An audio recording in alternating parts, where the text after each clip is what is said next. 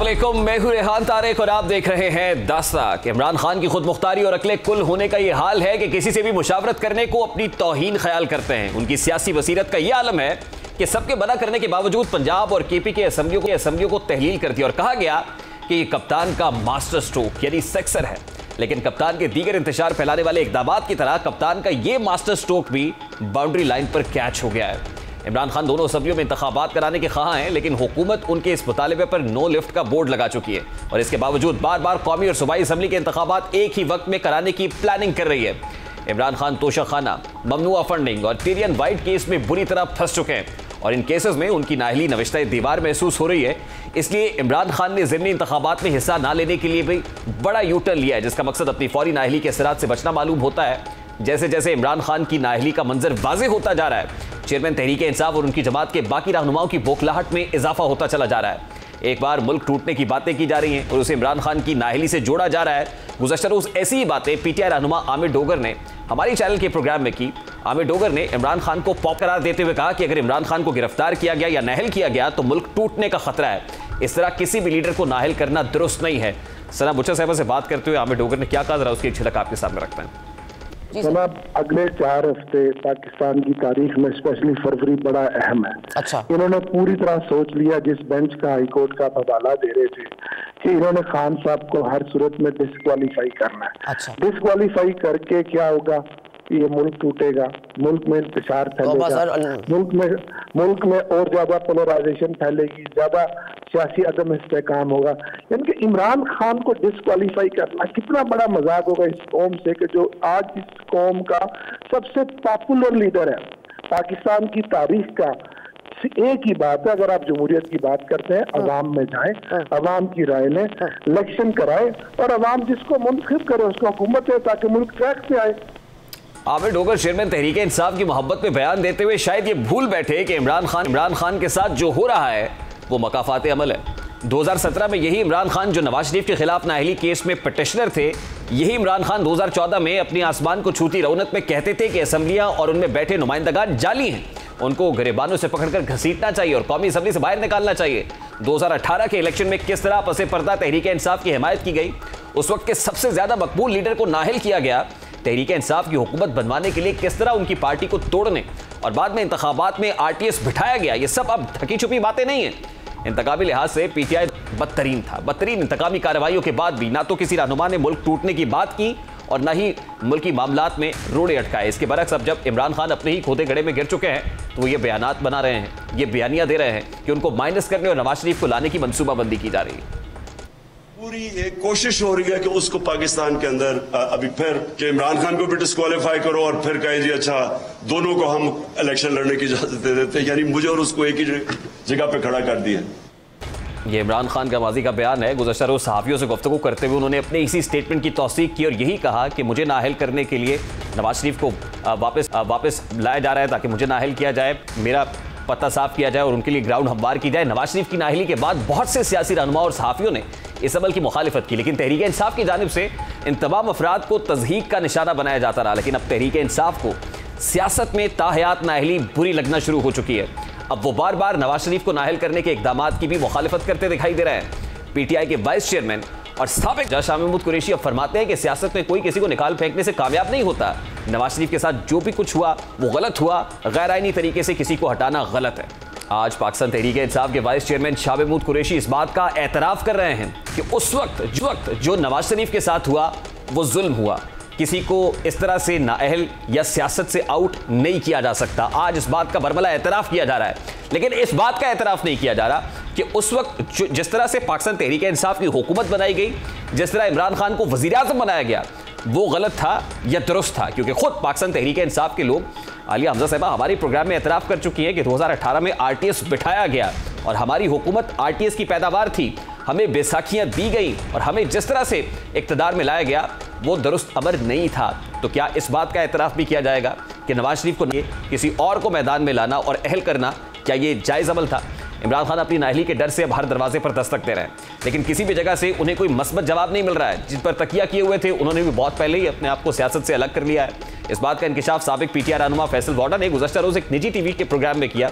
उनका कहना था कि पीटीआई में इमरान खान के बिना कुछ नहीं है, इमरान खान ही पीटीआई है और पीटीआई ही इमरान खान है, इसलिए हर तरफ दस्तक दी जा रही है, इतनी दस्तकें दी जा रही हैं कि आप सोच भी नहीं सकते। आज पाकिस्तान तहरीक इंसाफ की जानिब से हर गैर जरूरी अमर को, हर नाजायज अमर को गलती करार देकर दामन छुड़ाने की कोशिश की जा रही है। हर बात पे कहा जाता है कि वो हमारी बहुत बड़ी गलती थी, चीफ इलेक्शन कमिश्नर को लगाना उनकी बहुत बड़ी गलती थी, जस्टिस काजी फाइज ईसा के खिलाफ रेफरेंस लाना बहुत बड़ी गलती थी।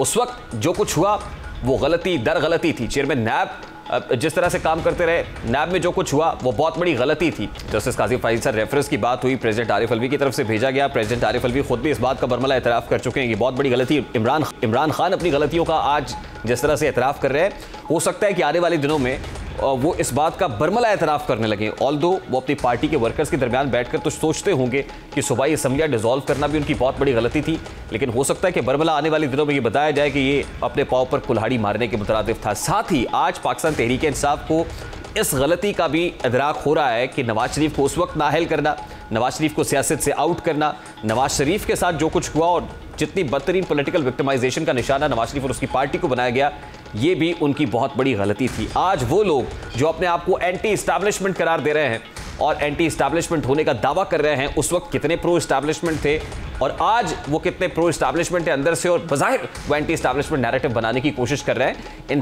पाकिस्तान तहरीक इंसाफ के चेयरमैन इमरान खान इंसाफ में अपनी नाअहली से इतना खौफजदा क्यों है?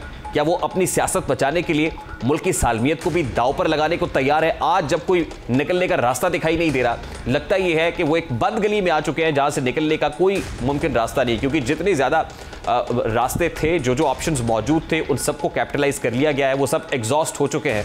अब उन ऑप्शंस के एग्जॉस्ट होने के बाद फाइनली इमरान खान साहब के पास अब क्या ऑप्शन मौजूद है, ये सोचने की बात है, क्योंकि आने वाले दिनों में रास्ता मजीद तंग होगा, क्योंकि जो वक्त गुजरता जाएगा तो इमरान खान साहब के वो जो एम्स थे, जो टारगेट्स थे, खासतौर पे अर्ली इलेक्शंस के हवाले से, वो तो बिल्कुल ही मखदूश होता जाएगा। इसी बारे में बात करेंगे। इस वक्त पाकिस्तान तहरीक इंसाफ के रहनुमा रियाज फतियारा साहब ने हमें ज्वाइन किया है। अस्सलाम वालेकुम फतियारा साहब, बहुत बहुत शुक्रिया आपके वक्त के लिए। फतियारा साहब, सबसे पहले तो बड़ा सादा सा सवाल है, ये जेल भरो तहरीक का मशवरा इमरान खान को आपने दिया था? जी, मैंने नहीं दिया। इमरान खान साहब खुद बहुत तजर्बेकार और नजरियाती और इनकलाबी सोच रखते हैं और उन्हें करीबी दोस्तों से जरूर मुशावरत की होगी। दूसरा ये कि इसमें परेशानी भी कौन सी बात है, सियासत और जेल दोनों आपस में लाजम मलजूम है, चोरी दामन का साथ है। नहीं फतियारा साहब, असल में परेशानी की बात यह है कि इमरान खान साहब की सारी तजर्बाकारी, सारी एक्सपर्टीज, उनका सारा ब्रांड नेम जो है वो खासा डैमेज और काउंटर प्रोडक्टिव साबित हुआ है ओवर द लास्ट 9 months। मैंने एजाज चौधरी साहब को, जो आपकी पार्टी के सेनेटर है, उनको मशवरा दिया था जेल भरो तहरीक का। उन्होंने आगे से कैसे रिस्पॉन्ड किया था, जरा मैं चाहता हूं कि सुने, आप भी सुने और हमारे व्यूवर्स भी सुने कि एजाज चौधरी साहब को जब हमने मशवरा दिया था तो वो क्या कहते थे। खान साहब खुद एक नई तहरीक बनाते और उसमें कहते कि हम जेलें भरेंगे, ना सिर्फ मैं जेल जाऊंगा बल्कि कारकुनान भी तैयार है। तो आपको नहीं लगता कि इससे और ज्यादा प्रेशराइज होती मरकज में बैठी हुई हुकूमत या इदारों को एक मैसेज जाता है? आपके मशवरे की जरूरत नहीं है। अल्लाह ताला ने बहुत दिमाग तहरीक इंसाफ दिए हुए हैं, वो सोचते भी है उसके ऊपर और आइंदा का मनसूबा भी बनाते हैं। और जो मुखालिफिन है उन्होंने हमेशा साथ चाटी है, चाहे वो मीडिया के अंदर बैठे हुए हो। देखिए फतियारा साहब, एजाज चौधरी साहब ये कह रहे थे कि हमें आपके मशवरे की जरूरत नहीं है, खान साहब के पास बड़ा दिमाग है, पीटीआई बड़ा दिमाग रखती है। तो मैं असल में जानना ये चाह रहा हूं कि ये किस बड़े दिमाग का फैसला है जेल भरो तहरीक?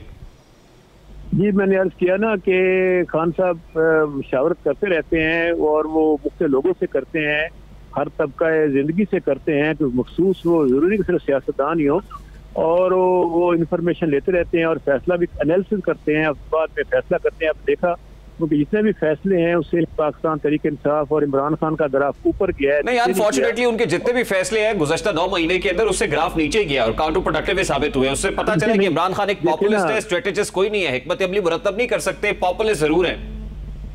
वो आपकी बात देखे ना अपनी जगह पे है, लेकिन गुजारिश है कि 17 जुलाई का इंतखाब 75% रिजल्ट, आपका 10 अक्टूबर का इलेक्शन 80% रिजल्ट। इतने बड़े फतियारा साहब, मुझे तो ये पता है कि इमरान खान अर्ली इलेक्शन चाहता था कि कबल इस वक्त इंतखाबात हो जाए, वो इंतखाबात नहीं हुए। इमरान खान कहता था ये साइफर मरासला हुकूमत है, इंपोर्टेड सरकार है, साइफर लहराया, कोई प्रोडक्ट उसके सामने नहीं आई। इमरान खान ने और बहुत सारे दावे इन 9 महीने के अंदर किए, वो दावे ही रहे, उससे उनका अपना कैरेक्टर, उनका अपना इमेज, उनका अपना बुत काफी शिकस्त और रेख्त का शिकार हुआ है।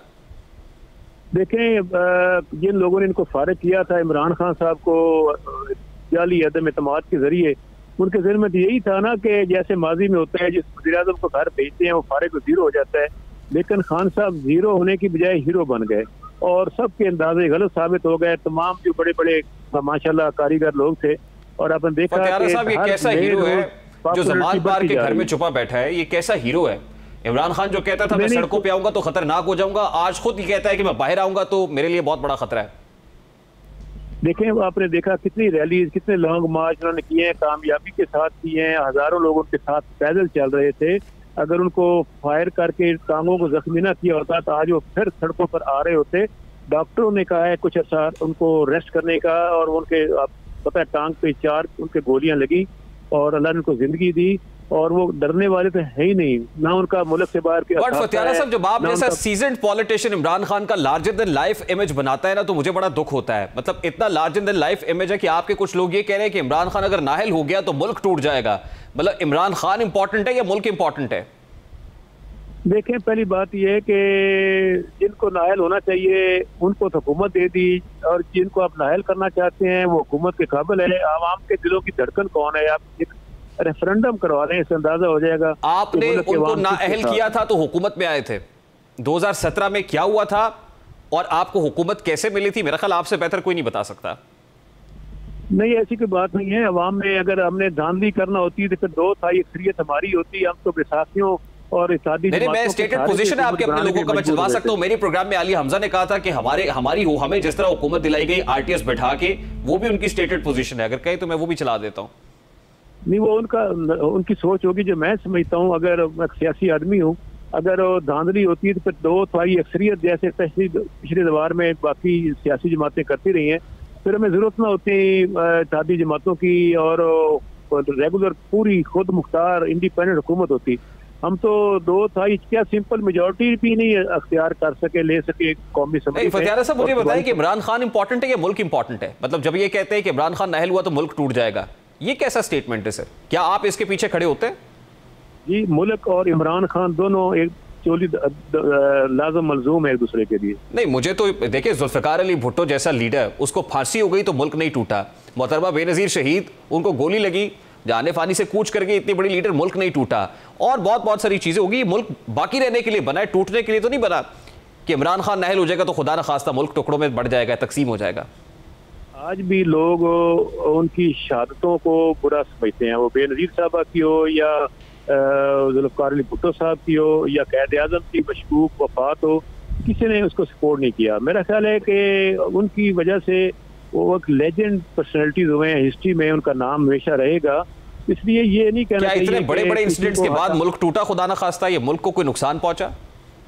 हाँ, पाकिस्तान में 2 हिस्से हुए, ईस्ट पाकिस्तान हमसे अलग हुआ और पाकिस्तान के 2 टुकड़े तो हो गए। जुल्फ़िकार अली भुट्टो की शहादत से मुल्क के 2 टुकड़े हुए। उसके बाद देखे ना, मोहतरमा बेनज़ीर भुट्टो शहीद के, इससे 2 टुकड़े हुए। देखे ना, नवाज शरीफ जैसे 3 बार के मुंतखब वजीर आजम को आपने नाहल करके घर भेज दिया, मुल्क टूट गया, जो इमरान खान के नाहल होने से टूट जाएगा। नहीं, आप मुल्क टूटने की बात क्यों करते हैं? आपके लोग करते हैं सर, मैं नहीं करता। मैं तो कहता हूं कि ऐसी बातें ना करें। नहीं, हम तो नहीं करते। हम तो समझते हैं कि मुल्क में जमहूरियत, इंसानी हकूक। नहीं, मैं दिखा सकता हूं ना आपको आमिर डोगर साहब का स्टेटमेंट। गुज़श्ता रात उन्होंने सना बुचा के प्रोग्राम में ये कहा है कि इमरान खान नाहल हुआ तो मुल्क टूट जाएगा। मैं तो ये कह रहा हूं कि इस तरह के अपने लोगों को समझाएं कि ऐसी बातें ना करें और इमरान खान का लार्जर देन लाइफ इमेज ना बनाएं। उनका प्रोग्राम सुना नहीं है, लेकिन मैं ये समझता हूं कि ये सारी चीजें मुल्क की तकवीत के लिए मजबूत मैशत, सियासी इस्तेकाम और रूल ऑफ लॉ, आइन की बालादस्ती, इंसानी हकूक, जमहूरियत और अवाम की बालादस्ती, ये सारी चीजें जो हैं इसके बगैर मुल्क को आगे इस स्टेटमेंट को कंडेम करें फतियाना साहब। आप जैसे सीजन पॉलिटिशियन से मैं एक्सपेक्ट करता हूं कि आप ऐसे स्टेटमेंट की मजम्मत करेंगे, इसका दिफा नहीं करेंगे। मैंने जब स्टेटमेंट सुनी ही नहीं है तो मैं उस पर क्या तबसरा? मैं बता रहा हूं, मैं आपको सुनवा भी सकता हूं जो कहा उन्होंने। अगर आप कहें तो मैं सुनवा देता हूं। बहरहाल इस पे मैं अर्ज करता हूं कि हर एक इंसान की अपनी अपनी सोच होती है। मैं समझता हूं कि पाकिस्तान के इस्तेकाम के लिए यहाँ पे मुआशी इस्तेकाम चाहिए, वो सियासी इस्तेकाम से होगा। सियासी इस्तेकाम फ्रेश इंतखाबात से होगा। फ्रेश इंतखाबात फ्री फेयर ट्रांसपेरेंट होने चाहिए। अच्छा, चलिए, आप कह रहे हैं, आपसे मेरा बड़ा सादा सा सवाल है फतियाना साहब, क्या आप और आमिर डोगर जो चीफ व्हिप है पाकिस्तान तहरीक इंसाफ के, वो चीफ इलेक्शन कमिश्नर से मुलाकात के लिए नहीं गए? जी मैं गया, हमने 1 घंटा मीटिंग की। और उस मुलाकात में आपने ये मुतालबा नहीं किया कि सूबाई असम्बलियों के इंतखाबात कौमी असम्बली के इंतखाबात के साथ ही कराएं? जी हमने इंतखाबात, हमने ये ज़मीनी इलेक्शन की बात नहीं की, हमने कहा जनरल इंतखाबात और सूबाई असम्बली इकट्ठे करवाएं, 2 अलग अलग ना करें। आप उस मौके पे हमारी पूरी जमात कायम है कि वफाकी नेशनल असम्बली के इंतखाबात भी साथ होने चाहिए। जनरल इलेक्शन की हम बात करें सारे हलकों में। तो सर वो तो अक्टूबर में, तो वो पहले हो जाने चाहिए ना, इसमें क्या फर्क पड़ता है अगर 4 महीने 6 महीने पहले हो जाएंगे। वो तो पहले नहीं हो रहे, अब तो वैसे भी प्रैक्टिकली पॉसिबल नहीं कि पहले हो जाए। यानी सूबाई असम्बलियों के इंतखाबात भी कौमी असम्बली के इंतखाबात के साथ होने चाहिए, आप इससे इत्तेफाक करता है? जी पीडीएम हुकूमत को इख्तियार छोड़कर मुल्क की खातिर 6 महीने अर्ली इलेक्शन करवा देने में क्या कबाहत क्या है? कोई हल नहीं। फतियाना साहब ये आप जैसा सीजन पॉलिटिशियन ऐसी बात करेगा था। फरवरी है, फरवरी का महीना आ गया, अक्टूबर में अब इलेक्शन सर पे खड़े हुए हैं। सर आइन में रेफरेंडम की जगह मौजूद है, रेफरेंडम करवा लें कि आप फौरी इलेक्शन चाहते हैं या 8 महीने बाद कराते हैं। ये रेफरेंडम क्या ट्विटर पे कराना है या सोशल मीडिया प्लेटफॉर्म पे कराए? सर नहीं आप बाकायदा तरीके से हो सकता है। मुझे तो लगता है पाकिस्तान तहरीक इंसाफ अगला मुतालबा ये करेगी कि अगला इलेक्शन भी ट्विटर पे कराएं। नहीं ऐसी बात नहीं है, ट्विटर का अपना रोल है। सोशल मीडिया जो है देखते हैं उसको आप, सोशल मीडिया की वजह से ट्यूनिस और इजिप्ट में रेवोल्यूशन आ सकता है, तो पाकिस्तान में भी नई सोच उठी है। जी सर, रेवोल्यूशन वहां पे आते हैं जहां leader lead from the front करते हैं, जहां खुद निकल के गिरफ्तारियां देते हैं, जहां नेल्सन मंडेला होते हैं जो खुद गिरफ्तार होते हैं, जेल जाते हैं और उसके बाद अपने कारकुनान को कहते हैं कि जेल जाए, वहां यकीनन रेवोल्यूशन आ जाती है। ऐसी बात नहीं है। और जिस दिन खान साहब की सेहत ने इजाजत दी वो सड़कों पर होंगे। और आपको पता है कितने सियासतदान मुल्क छोड़कर आगे पीछे बीमारी की वजह से चले गए थे। अगर खान साहब हैं तो लाहौर में बैठे हुए कहीं भागे। बहुत बहुत शुक्रिया रियाज फतियाना साहब, पाकिस्तान तहरीक इंसाफ के रहनुमा और मुमकिन ऑपोजिशन लीडर पाकिस्तान तहरीक इंसाफ की तरफ हमारे साथ मौजूद थे। गुफ्तगू आपने सुनी। Let's take a very quick short break, और ब्रेक के बाद जब वापस आएंगे पाकिस्तान तहरीक इंसाफ के 43 अरकान कौमी असम्बली के इस्तीफों का मामला है। कमिश्नर पाकिस्तान का जो नोटिफिकेशन है उसको मुअत्तल किया गया हाईकोर्ट की जानिब से, बात करेंगे इस ब्रेक के बाद। हमारे साथ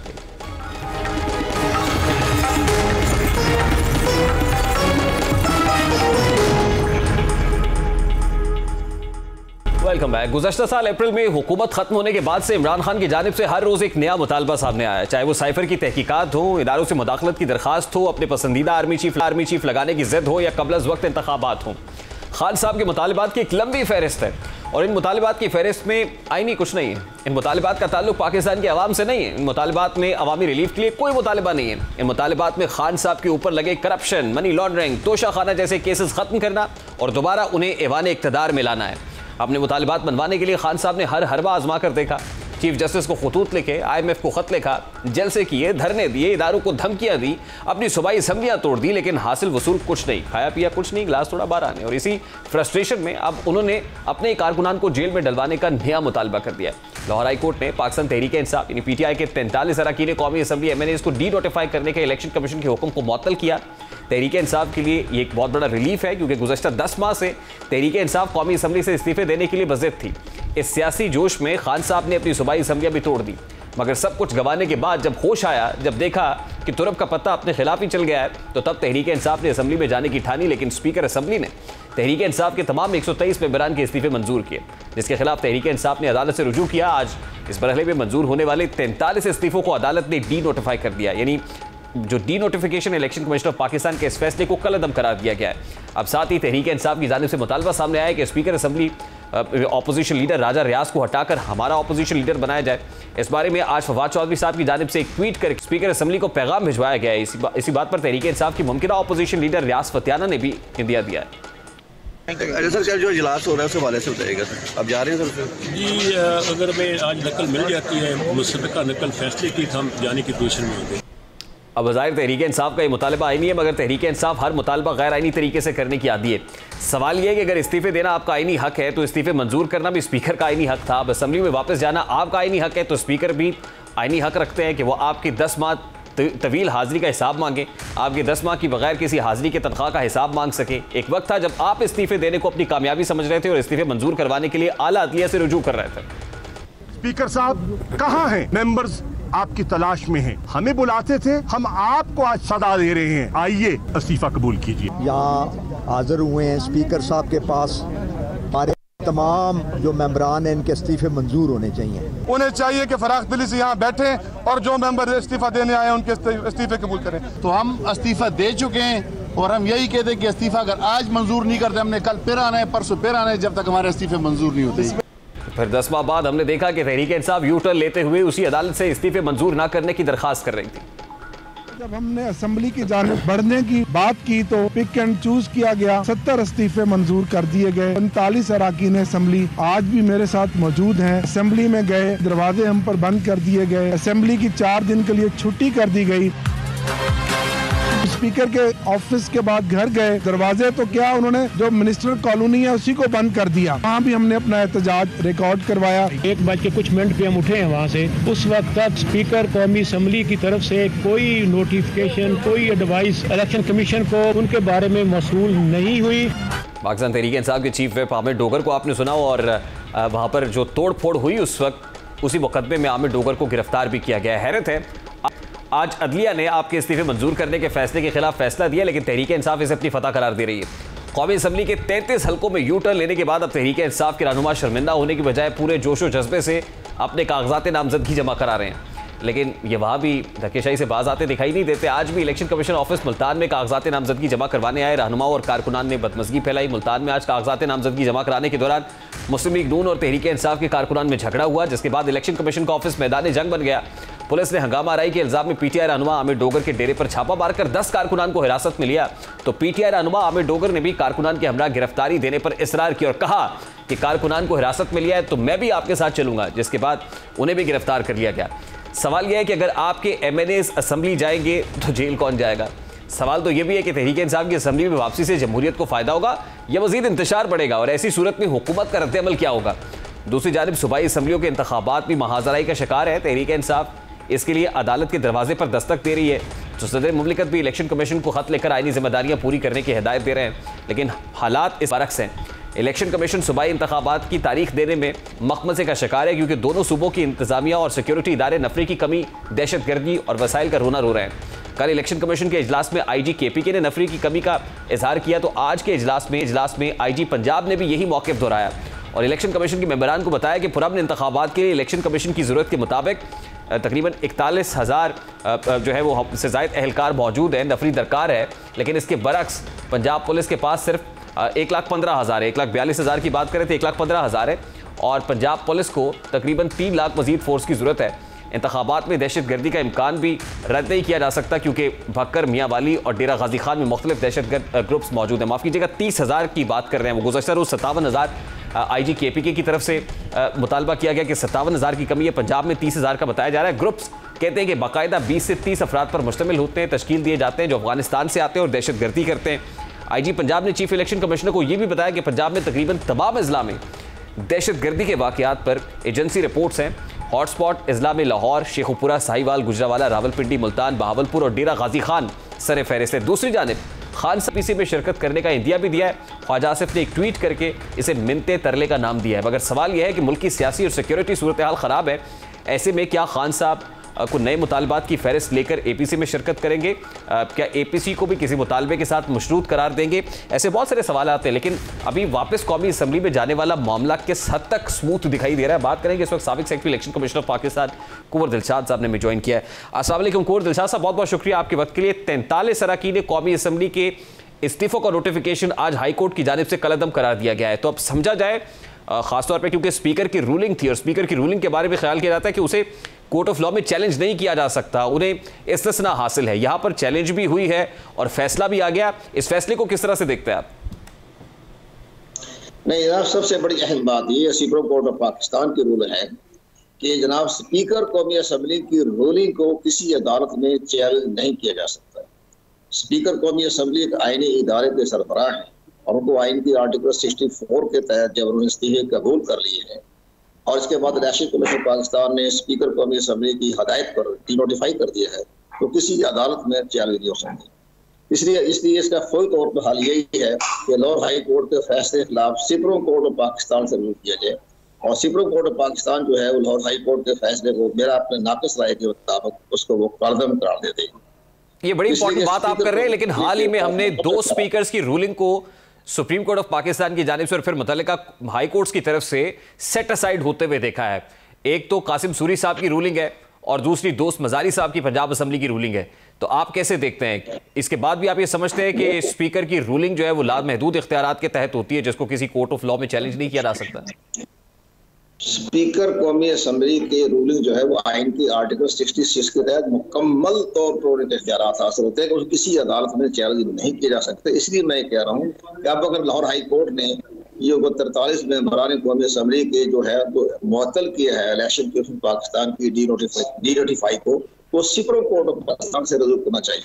ये तहरीक अदम एतमाद जो हो जाता है तो फिर आर्टिकल 95 के तहत उस सारे मामला को तय करना पड़ता है। वो कासिम सूरी साहब इसलिए उन्होंने कॉन्स्टिट्यूशन जो थी उन्होंने कागज पर दे दी, लेकिन यहाँ तो फैसला है स्पीकर कौमी असम्बली का। जो सेक्शन 57 है इलेक्शन एक्ट 2017 का, उसके मुताबिक प्रेसिडेंट ऑफ पाकिस्तान का ये इख्तियार है और उसके तहत आप समझते हैं कि प्रेसिडेंट खुद इसकी तारीख दे सकते हैं?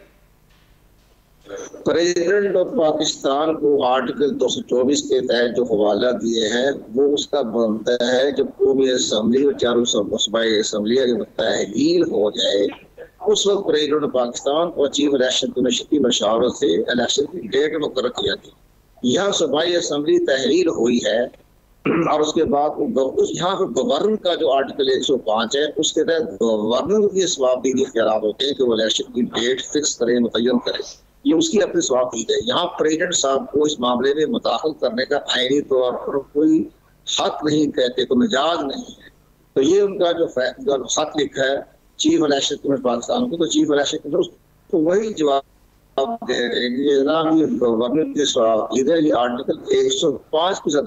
इलेक्शंस के बर वक्त कंडक्ट होने के हवाले से इलेक्शन कमीशन ऑफ पाकिस्तान ने कल भी एक इजलास बुलाया, उसमें आईजी केपीकी का इनपुट बड़ा इंपॉर्टेंट था। What are you looking at? आज भी इजलास का दूसरा रोज था, आपको लग रहा है कि इंतखाबात 90 रोज के अंदर हो जाएंगे? देखिए जी, इलेक्शन करवाने की सारी जिम्मेदारी तो इलेक्शन कमीशन पाकिस्तान के पास ही है, लेकिन इलेक्शन कमीशन पाकिस्तान ने भी तमाम हालात का जायजा लेना होता है, लॉ एंड ऑर्डर की सूरत हाल भी देखनी होती है। और सबसे बड़ी बात यह है कि पोलिंग स्टेशन की हिफाजत करना, अफवाज पाकिस्तान के तयन करना, ये बहुत अहम मामला होते हैं।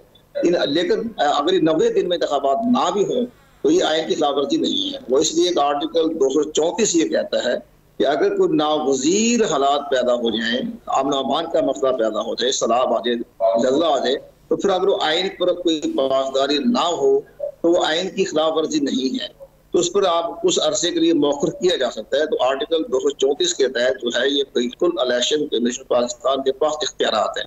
दूसरी सबसे बड़ी अहम बात यह कि इलेक्शन की डेट फिक्स करना, इलेक्शन की तारीख मुतय्यन करना, ये जब तमाम हालात को देखना, ये सारे इलेक्शन में पाकिस्तान की बाकायदा उसको आईनी और कानूनी जिम्मेदारी होती है और तमाम हालात को एनवायरमेंट को देखना होता है। इसलिए चारों सूबाई चीफ सेक्रेटरी जो सूबाई चीफ सेक्रेटरी खैबर पख्तूनख्वा के पंजाब की, उनकी मशावरत बहुत जरूरी है। अगर वो ये कहें कि इजलास जो है वो सूरत हाल हमारे काबू से बाहर है तो फिर इलेक्शन कमीशन पाकिस्तान उनकी मशावरत के तहत अपना शेड्यूल चेंज कर सकता है, इसमें आइन की खिलाफवर्जी नहीं होती। ठीक, बहुत बहुत शुक्रिया कुंवर दिलशाद साहब, साबिक secretary election commission of Pakistan हमारे साथ मौजूद थे। अभी एक ब्रेक लेंगे और ब्रेक के बाद जब वापस आएंगे इमरान खान ने एक और मुनफरिद एजाज अपने नाम कर लिया और नरेंद्र मोदी से सिर्फ एक कदम पीछे। तरह बताएंगे इस ब्रेक के बाद, हमारे साथ रहिए।